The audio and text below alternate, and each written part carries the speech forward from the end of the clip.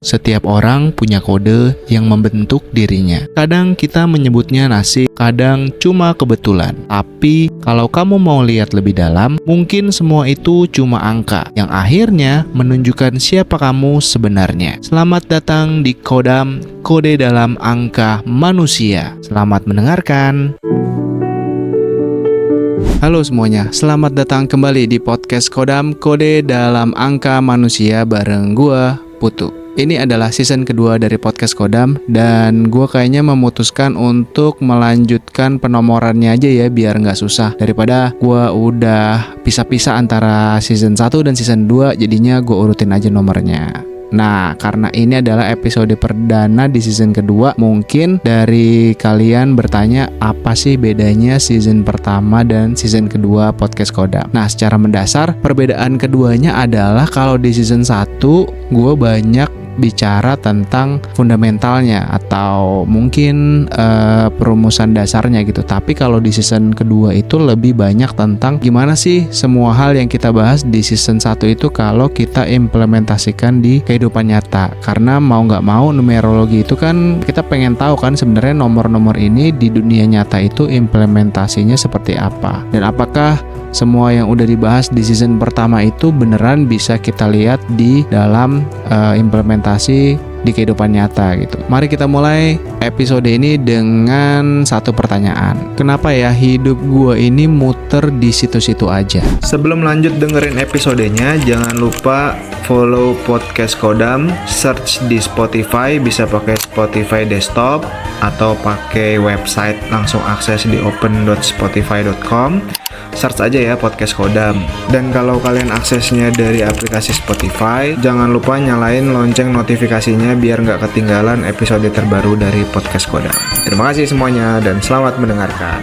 Kerja, capek, ganti lingkungan, kerja lagi, tidur, kerja lagi, ganti lingkungan lagi, terus aja di situ-situ aja. Hubungan juga kayak gitu, ketemu orang, PDKT, kenalan, jadian, atau kenalan, ditolak, cari lagi, PDKT lagi, gitu lagi, muter-muternya di situ-situ aja. Di episode ini, gue akan bahas soal itu. Kenapa hidup itu berulang dan bagaimana numerologi bisa dipakai untuk membacanya secara praktis. Yuk kita mulai.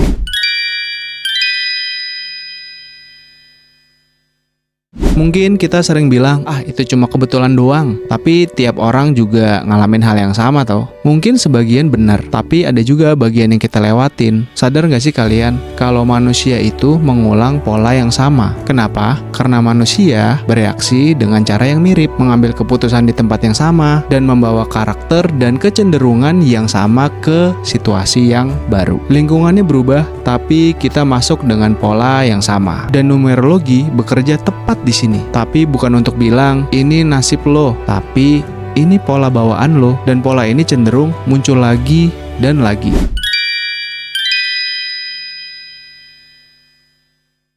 Numerologi itu nggak membaca kejadian. Numerologi itu membaca kecenderungan diri. Kita sebagai manusia pasti ada cenderungnya. Tidak A, tidak B. Cenderung A, cenderung B. Cenderung A bukan berarti tidak cenderung B. Tergantung kondisi dan pola.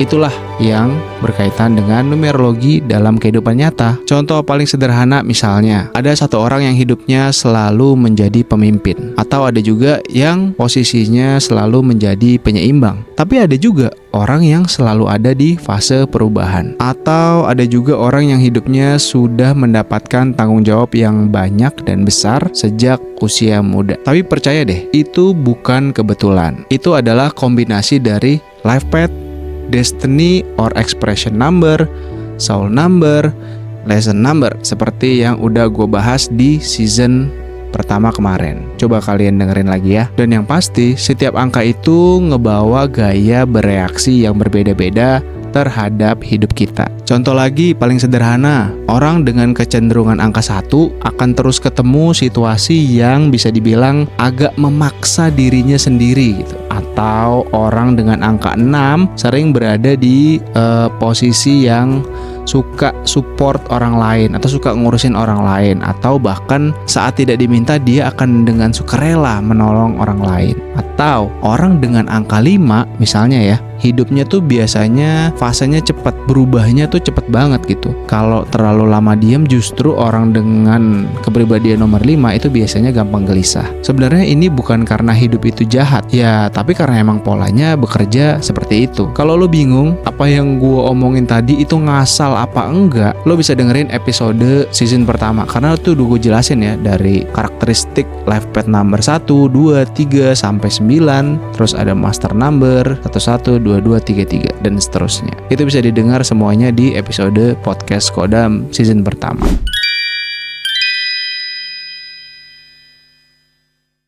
Coba kita refleksi sebentar ya. Ada 4 pertanyaan yang gue mau kasih ke lo. Misalnya, apakah lo pernah pindah kerja tapi permasalahan pindah kerjanya itu mirip? Yang kedua, apakah lo adalah orang yang pernah dijadikan andalan tapi kurang diapresiasi? Yang ketiga, apakah lo cepet bosan di pekerjaan yang stabil atau itu-itu aja? Yang keempat, apakah lo takut pindah kerja karena lo takut padahal lo udah ngerasa lo nggak berkembang di tempat yang sekarang? Nah, numerologi itu kurang lebih bisa ngebantu lo untuk ngebaca kita itu cocok berkembang lewat struktur atau lewat perubahan. Banyak orang salah tempat bukan karena mereka tidak mampu, ya, tapi karena mereka nggak sadar aja pola energinya tuh di mana. Nah, di season kedua ini kita akan banyak banget bicara tentang angka dan cara kerja, angka dan cara ambil keputusan, dan juga angka serta batasan diri. Itu semua ada kaitannya pastinya gitu. Nah, karena hidup kita yang sudah dewasa ini bukan soal bisa atau enggak lagi gitu, tapi lebih ke kayak soal ini tuh selaras atau enggak sih.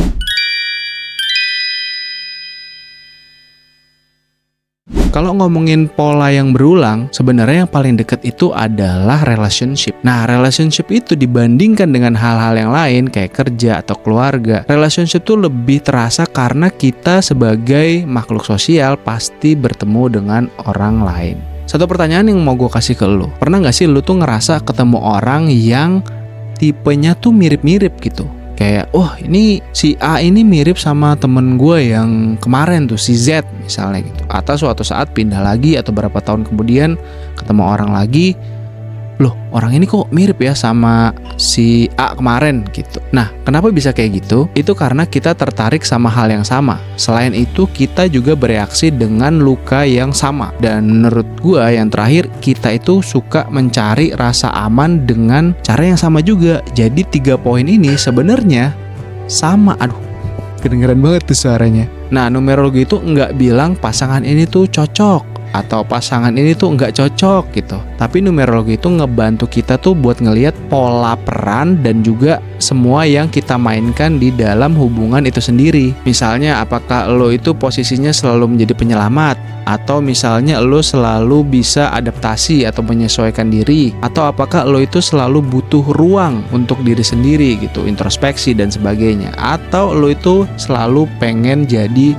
orang yang sangat dominan atau selalu mengontrol dalam setiap hubungan. Ini nggak cuma soal pacaran aja ya, semua jenis relationship. Nah, kalau polanya nggak lo sadarin, orang tuh biasanya bisa berubah-ubah atau berganti gitu, tapi ceritanya tetap sama. Nah, kita sebagai manusia harus sadar dengan energi yang kita punya. Nah, energi tersebut itu bisa kita tahu atau kita sadari atau kita rasakan berdasarkan pengertian dari nomor-nomor yang sudah kita bahas kemarin. Mungkin dari lo yang baru pertama kali dengar, agak terdengar seperti klinik, tapi menurut gua ini adalah pola energi yang nyata dan bisa kita implementasikan dalam kehidupan sehari-hari. Nah, menurut gua, kalau lo ngerasa pola energinya ini sesuai, harusnya lo bisa ngerasa dan sadar bahwa pola ini tuh bisa lo baca, dan harusnya lo bisa menjadi orang yang lebih baik dengan sadar semua energi yang ada di dalam diri lo sendiri berdasarkan numerologi. Nah, menurut gua ini bagian paling pentingnya. Pola itu nggak harus dihapus. Pola itu harus banget disadari. Makanya berapa kali gua ngomong dari tadi, disadari. Menurut gua karena kalau lo udah sadar, pasti lo bisa milih respon yang berbeda. Karena lo kan udah sadar betul ya apa yang lo rasakan gitu. Jadi lo bisa merespon dengan hal yang beda gitu. Selain itu lu juga bisa berhenti menyalahkan keadaan, karena bisa dibilang sekarang itu banyak orang yang selalu menyalahkan keadaan atas apa yang mereka rasakan gitu. Nah, menurut gua kalau lu sadar dengan bener-bener lu rasakan, sadar akan semua kondisi yang ada di dalam diri lo, lingkungan sekitar lo nggak akan menyalahkan keadaan karena lo sudah sadar betul tentang energi yang lo punya berdasarkan numerologi. Selain itu, lo juga akan berhenti untuk bilang, kenapa sih selalu gua gitu? Ada ini gua, ada itu gua gitu. Kenapa sih harus selalu gua? Padahal bisa jadi emang energi lo tuh adanya di situ. Berarti jalan lo ya di situ, destiny lo tuh di situ gitu. Tapi kita sebagai manusia ya harusnya bukan menjadikan semua permasalahan di eksternal itu adalah salah kita sendiri gitu. Nah, itulah kita harus menyadari dengan betul bahwa energi yang kita punya itu bisa terpancar dan bisa berjalan sesuai dengan apa yang memang sudah ditakdirkan. Lagi-lagi ini kita tidak membaca takdir ya, tapi kita lebih mengenal untuk energi yang kita punya.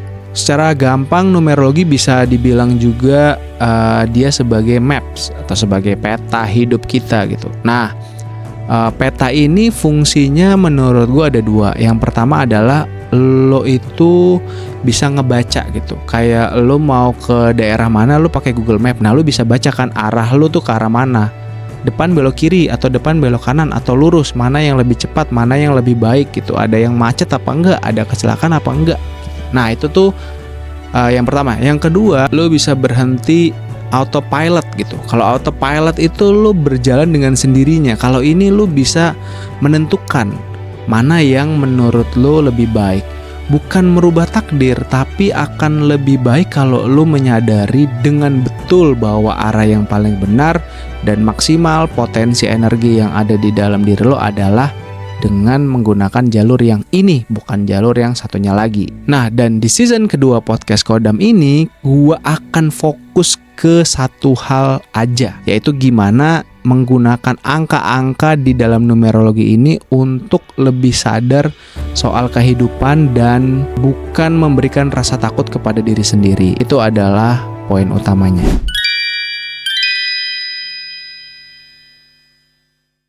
Gimana kalau misalnya lo ngerasa, wah hidup gua kok gak kebaca ya kayaknya. Tenang, gak usah terlalu panik karena numerologi itu bukan soal angka-angka sakti yang merubah takdir. Kalau lo udah mulai merasakan itu, berarti lo sudah mulai menyadari dan melihat bahwa ada pola. Dan di episode berikutnya gue akan ngebahas spesifik topik yang sangat-sangat nyata, yaitu angka dan juga uang. Gak bisa dibohongin, uang pasti terkait dengan angka.